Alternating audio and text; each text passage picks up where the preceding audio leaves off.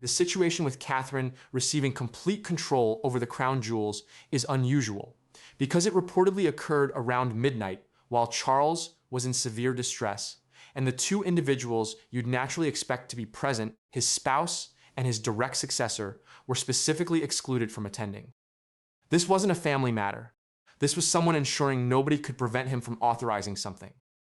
And frankly, the fact that he was questioned twice about wanting Camilla or William present and declined both times reveals more about the palace's internal dynamics than any formal communication ever will. The entire episode begins with Charles at a gathering for international dignitaries in Buckingham Palace's state dining room, and he simply falls, physically crumbles before everyone. Security instantly begins confiscating phones from attendees before any photograph can surface, which is understandable, considering how tightly controlled his public image is currently. But it also means the only descriptions of what occurred originate from individuals in that space.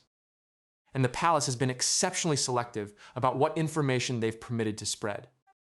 Attendees were ushered out through alternate exits. Medical professionals were brought in through some passageway nobody even realized existed. And when they departed his quarters, it was approaching midnight. Whatever information they conveyed to him in that space never became public knowledge. And this is where the sequence becomes peculiar. Weeks following that incident, Charles appeared publicly stating his medical care could be decreased in the coming year, which caused everyone to feel relieved because it seemed like positive developments, like circumstances, were improving. But according to recent information emerging, that identical week, his physicians had spoken with him privately and revealed something entirely opposite. A secondary indicator had become concerning and was progressing more rapidly than his medical staff had anticipated. So you've got two entirely conflicting accounts operating simultaneously. The official one, meticulously constructed around the term reduce to indicate progress, and the confidential one where his team is fundamentally advising him to brace for things to intensify. And someone within that palace chose to suppress the secondary diagnosis and allow everyone to assume the circumstances were manageable. And that concealed information is the genuine catalyst beneath everything that transpired afterward. Because if you're Charles and you've just received information in a sterile, private space that your remaining time might be substantially shorter than anyone suspects, you're not considering appointments. You're considering what transpires the moment you're deceased. His private aide apparently pleaded with him to delay until sunrise, but Charles declined. Whatever those physicians conveyed ignited something within him that wasn't going to pause another 60 minutes. The Royal Legal Council got summoned from sleep after midnight and hurried to the palace to authenticate the execution of a document that ordinarily would have required months of legal examination. Instead, everything transpired in one space in the middle of the night while the remainder of the palace rested. Now, before we continue further, if you're appreciating this analysis, hit subscribe to Crown Watch so you won't miss what follows. There's considerably more to this account, and it's still developing. The element that genuinely makes this entire situation feel questionable originates from the Royal Legal Council's confidential documentation from that evening. Before authorizing, Charles was questioned twice whether he desired Camilla or William standing in that space with him. Twice he declined. This wasn't alarm or a hurried choice with insufficient time to consider. He possessed the chance to summon either of them, and he intentionally elected not to. He excluded them both from the space where the complete future of his family was being restructured. And if you're questioning why a terminally ill monarch would exclude the two individuals nearest to him at the most significant moment remaining in his rule, the most probable explanation is also the most devastating one. Charles didn't desire anyone in that space who might seize the writing instrument from his grasp, delay him, or attempt to inscribe their own identity onto that document before the ink solidified. This wasn't a monarch sharing a choice with his family. This was a monarch safeguarding a choice from his family. So he authorizes the emergency custody directive, transferring exclusive authority of the crown jewels to Catherine. And according to individuals present, he stated precisely 3 words when it was completed. It is done. No expression of relief, no satisfaction, just a flat, emotionless voice of someone who had been bearing this burden for years and finally selected this one dark, silent midnight to release it regardless of what it cost the individuals he professed to cherish. Some of you are likely questioning whether a monarch can actually do this independently in the middle of the night without requesting anyone's authorization.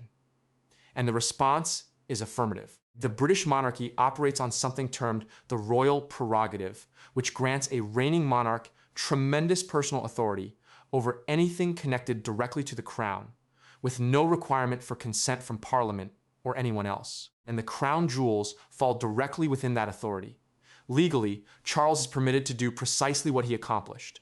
No authorization document necessary, no balloting conducted, nothing. But what made this so extraordinary wasn't whether he possessed the entitlement, it was the velocity.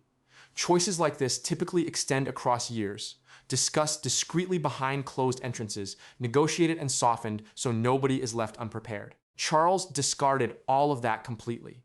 He compressed years of meticulous planning into one midnight authorization, and that alone conveyed to everyone precisely how much time he believed he still possessed remaining. When you actually examine what these treasures have already endured, it contextualizes the whole situation. They were eliminated once already centuries prior, completely melted in a calculated attempt to erase the monarchy from existence. And still, the custom fought its way back from nothing. They endured being taken from the center of the Tower of London by someone clever enough to secure the Guardian's confidence before betraying him. They endured two global conflicts, rebellions, the gradual dissolution of empires, and now following all of that, their destiny for the subsequent chapter was determined by one frightened, depleted individual at an hour when the remainder of the palace was sound asleep, with no awareness their complete future was being rewritten without them. But while Charles remained alone with what he'd just accomplished, Camilla was moments away from discovering that she had never genuinely belonged to this family. And when she discovered, she wasn't retreating peacefully.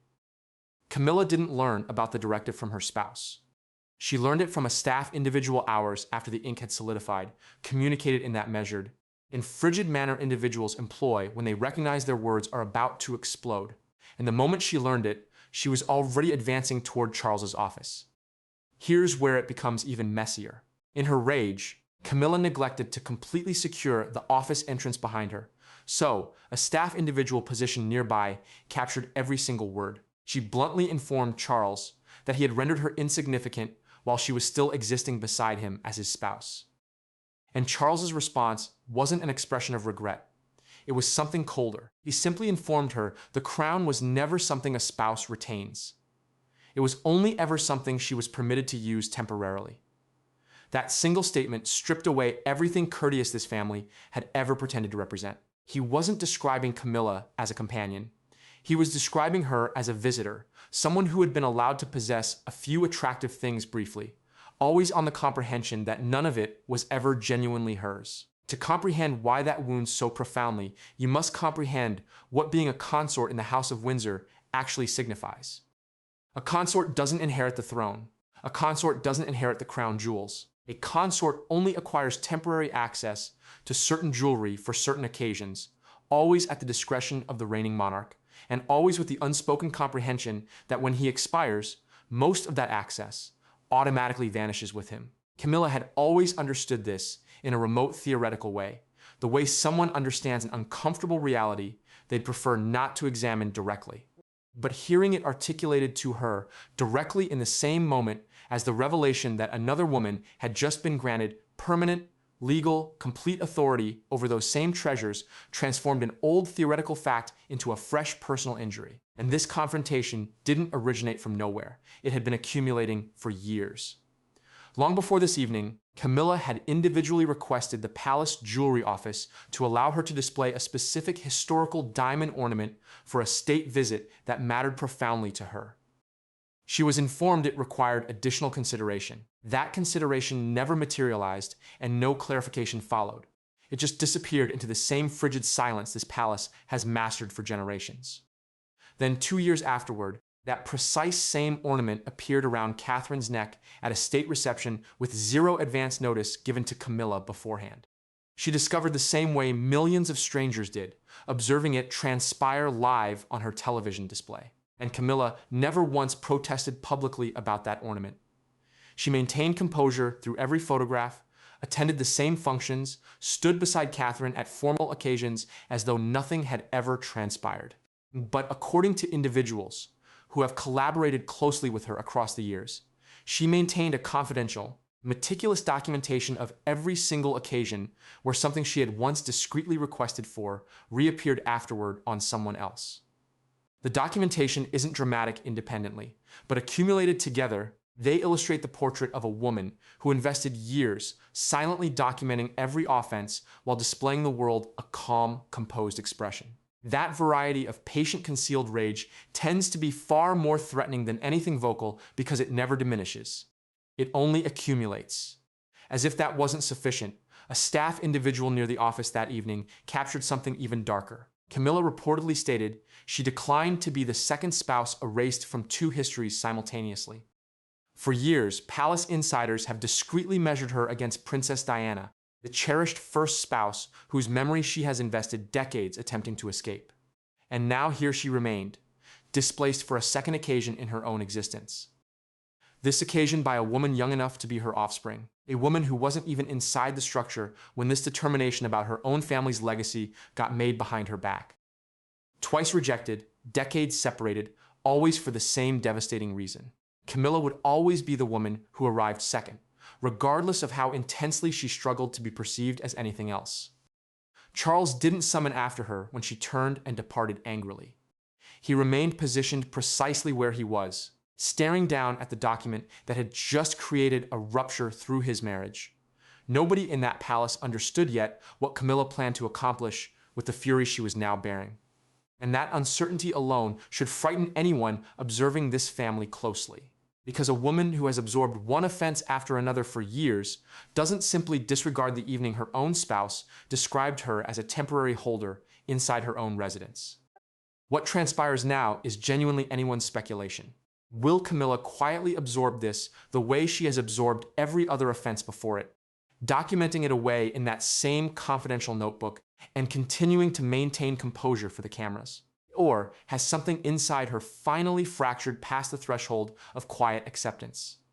Individuals close to the household described her in the days that followed as unusually reserved. She declined several minor commitments she would typically never miss, and even declined to respond when reporters directly questioned her about Catherine's new position. And silence inside a family, constructed entirely on meticulously managed public appearances, is rarely ever just silence. It's almost always a determination being made behind closed entrances. And while Camilla remained with the pain of being erased, the woman who had just assumed her position, without ever requesting the conflict that came attached with it, was already struggling under a burden nobody had bothered to clarify to her. Before any of this became formal, Catherine had looked Charles directly in the eye and pleaded with him to delay. Not indefinitely, she informed him. Just until circumstances were less agonizing for everyone in this family. But Charles declined. There would be no delaying, regardless of how much agony it imposed on the individuals standing nearest to him. That response alone informed everyone precisely how desperate he had become. To comprehend why Catherine even attempted to request, you must comprehend what she had already endured to arrive here. She constructed her own trajectory with her own efforts, laboring inside her family's modest enterprise and learning through years of ordinary, exhausting effort instead of being granted anything. Then cancer targeted her too and removed her from public existence for months while the whole world speculated behind her back. Catherine struggled her way back from that, discreetly without protest, and reconstructed her position fragment by fragment until she was standing beside a visibly deteriorating monarch. Before the complete world, with everyone in that space, fully comprehending what her presence there was intended to communicate. She had already prevailed in one struggle. Nobody anticipated her to endure. Now she had been granted another one, and this occasion there was no conclusion visible. On top of all that, Catherine had accomplished something almost nobody else in this family managed to achieve. She made ancient neglected fragments of royal history feel relevant again to a generation that had matured scrolling past everything else. Old jewels that once remained forgotten in storage suddenly appeared on her at precisely the correct moment, and the public couldn't cease discussing them. Royal observers had invested years noting this pattern, describing it as something approaching a talent, a rare instinct for reviving new existence into treasures that history had nearly concealed. That instinct was precisely why Charles entrusted Catherine with all of it. Now, even as it destroyed his own marriage separately in the process, he wasn't simply protecting the jewels physically. Charles was wagering the future of the complete institution on the one individual he believed could transport it forward without permitting it to diminish into insignificance. So, what precisely is Catherine now possessing? This isn't just an attractive designation or a photograph chance. The complete monarchy's crown jewels are under her identity alone. The imperial state crown remains at the center, covered with diamonds valued more than most nations possess in their reserves. The St. Edward's crown is even more sacred, so precious it only emerges once in a complete generation at the precise moment a new monarch is crowned before the world. Then there's the Koh-i-Noor diamond extracted from the earth under devastating colonial extraction circumstances that cost the existences of laborers whose identities were never even documented. And then there's the Koh-i-Noor diamond, and this is where the account transforms genuinely savage. The Koh-i-Noor's history doesn't present like the account of a beautiful jewel transferred gently from hand to hand. It presents like a casualty list. Possessors who once retained it were blinded. Some were tortured until they surrendered it over. Others were executed by competitors desperate enough to eliminate for it. Even today, more than one nation still openly insists it was taken, not presented, but extracted away during a period the crown would prefer the world disregard entirely. Catherine hasn't inherited an attractive fragment of jewelry to appreciate behind glass. She has inherited a diamond that multiple governments still describe as stolen possession, and now she's the one legally accountable for maintaining it secured away, whether she fully comprehends what she was consenting to or not. Diplomats from those nations have raised the matter discreetly at formal occasions for years, always dismissed or deflected with courteous silence. And now that silence rests directly on Catherine's shoulders instead of Charles's, whether she requested that inheritance or not. To make circumstances even more disturbing, these treasures have already been eliminated once before, and they returned from nothing. In 1649, the complete original collection got melted completely. The gold extracted and the gems distributed in a calculated attempt to erase the monarchy from existence permanently. But it fought its way back in 1661, reconstructed from remains by individuals who declined to permit it to expire. It's also been taken precisely once in 1671 by an individual named Thomas Blood, and the way he achieved it should transmit a shiver down your spine. Thomas didn't smash through a secured entrance like a common criminal. He invested months meticulously securing the confidence of the vault's own guardian, sharing meals at his table, becoming a friend the individual would never suspect, before he finally attempted to walk directly out of the Tower of London with the imperial state crown concealed under his garment. He got apprehended, and in a development almost nobody recalls today, the monarch of the period was so impressed by his sheer audacity that he pardoned him completely instead of transmitting him to his execution. Historians have debated for centuries about why that pardon was ever granted. Some claim the monarch simply appreciated boldness. Others whisper that Thomas understood secrets about the crown, threatening enough to purchase his own liberation. Either way, the treasure has only ever been taken once, and it was taken by the one individual the guardian trusted most in the complete world. Now, ask yourself something uncomfortable. Catherine is currently the individual standing nearest to these treasures of anyone alive. What transpires when the individual trusted the most also happens to be the individual with the most to acquire from everything secured inside that vault?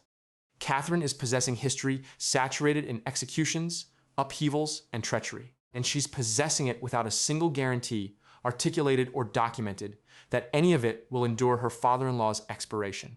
Because behind closed entrances, the crown's own legal advisors were already whispering to each other the one question absolutely nobody wanted articulated aloud.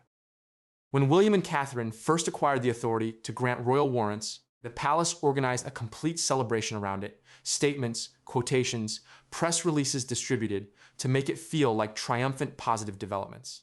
But this occasion, there was nothing. No press gathering, no clarification connecting any of it to Charles's deteriorating health. Just a quiet legal submission concealed where nobody would consider to examine. And that silence communicates louder than any press release ever could. Every single thread of this account collides together right here. Charles's health has been described as precarious by individuals close to him, and that's a term that should frighten anyone who comprehends what it genuinely signifies originating from inside a palace. The public was informed his medical care was being decreased, never that it was concluding. And now we finally comprehend precisely why that term was selected with so much deliberation. The warrant authorities alone are already historical. So historical that even Diana, the most cherished royal spouse this family has ever possessed, was never granted that same authority while she was alive. The Indian circlet extracted from a vault after 20 untouched years, just so Catherine could display it, publicly transmitted a message that the monarchy desired the world to believe it was powerful and stable, regardless of what was deteriorating behind closed entrances. And there's the statement that has followed this family for months. The calm, chilling acknowledgement from individuals close to the palace that William and Catherine have been prepared for whatever was required of them. Just examine closely at the pattern, constructing underneath every single one of these actions, and a portrait begins to form that's impossible to ignore. Each announcement arrived discreetly, presented as routine, never once characterized publicly as urgent. Each one independently could be clarified away as ordinary succession planning that any long-reigning monarch might arrange years beforehand. But accumulated together in this sequence, at this velocity, they cease appearing like deliberate planning and begin appearing like an individual racing against the timepiece only he can observe advancing. Royal historians who have examined past reigns state they cannot locate another example of this many major authorities transferring this rapidly without informal announcement ever confirming why. There's something else here too, something colder than family politics. Everywhere Catherine travels, whatever she displays sells out almost instantly. The pattern is so powerful, it's become its own quiet economic mechanism, propelling this complete monarchy forward. Crowds behave differently around her. Cameras pursue her longer. So Charles comprehended precisely what he was accomplishing by positioning these treasures in her hands specifically. He wasn't just protecting jewels. He was ensuring the one individual capable of maintaining this complete institution alive for a new generation was also the one individual now legally bound to its most sacred symbols. But here's what has never been stated publicly until now. According to individuals familiar with confidential discussions transpiring inside the palace, at least one senior legal consultant raised a possibility dark enough to disturb anyone who assumes the account is concluded. That consultant reportedly suggested that Camilla, as Charles's surviving spouse, could one day employ her legal status as his widow to transport this precise directive into a courtroom after Charles is deceased. Nothing this rigid, binding, complete guardianship of the crown's most sacred and disputed treasures to someone who isn't even the monarch yet has ever been attempted this far ahead of an actual coronation in this family's complete history. It signifies everything Catherine has just endured. The confrontation, the crushing pressure, the burden of guarding treasures with blood already saturated into their history, might not be the conclusion of this conflict at all. It might only be the opening action.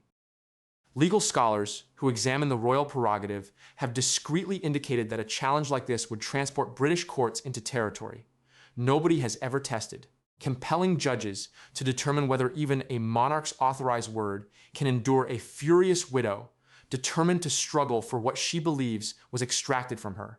And then there's trooping the color. According to individuals close to the planning of that function, palace staff have discreetly begun employing language typically reserved for occasions of historical finality, the precise variety of language individuals employ when they privately believe they're observing something for the very last occasion. Additional medical personnel have been added to the routine coverage, an element nobody inside the palace has clarified, and nobody has bothered to deny either. Why would anyone require additional physicians standing by for a ceremony that has operated every single year for generations without a single incident? Ask yourself that, and you already understand why so many individuals close to this family believe they understand precisely what's approaching. Some insiders have even advanced further, whispering that arrangements are already discreetly being developed for what arrives immediately afterward. Contingency preparations nobody desires identified directly, but everybody in that structure already comprehends. Nothing this urgent has destroyed through this family since one former monarch departed from the throne entirely for the woman he cherished. A determination that disturbed this institution to its foundations and transformed its trajectory permanently. What's transpiring now feels just as seismic, and the foundation underneath this family is transferring faster than the public has ever been permitted to observe. History doesn't typically announce itself with a press release. It transpires in authorized documents in midnight spaces and in ancient jewels positioned on a head that was never supposed to transport them yet until suddenly, without warning, without ceremony, it does. The genuine question was never simply whether Catherine becomes queen one day. It was always how soon that day finally arrives. And whether the crown she's guarding right now will even still belong to her by the occasion it does.